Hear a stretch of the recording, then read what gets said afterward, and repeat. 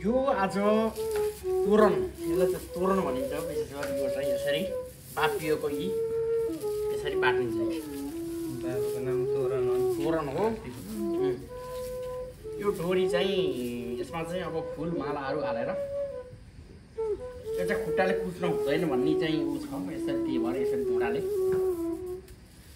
यस्तो गरेर बाटिन्छ र यसमा चाहिँ यो खर यसरी थप्दै जानुपर्छ। यो बापियो खर यसलाई भनिन्छ। आज गाई पूजा आजै हो नि असली होइन?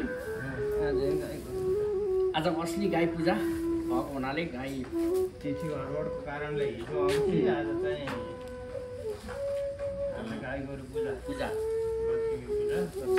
त्यही भएर यो तोरण चाहिँ अब गाई साई पूजा भइसकेपछि अब यसलाई चाहिँ आँगनपट्टि भएकोले यो बार्दैछौँ।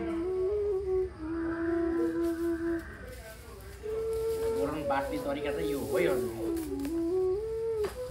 एकदम बिल्कुल गाउँले पाराले यसरी बाट्नुपर्छ। यो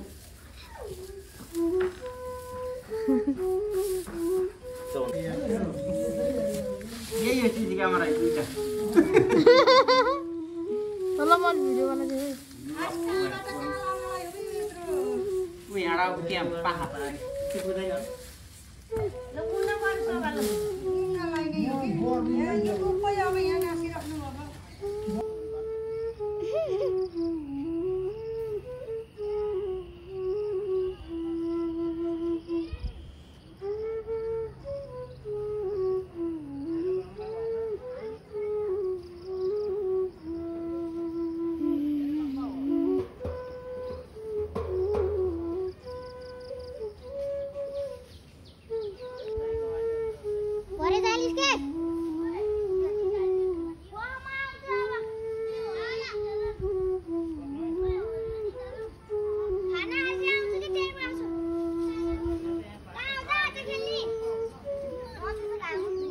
हुन्न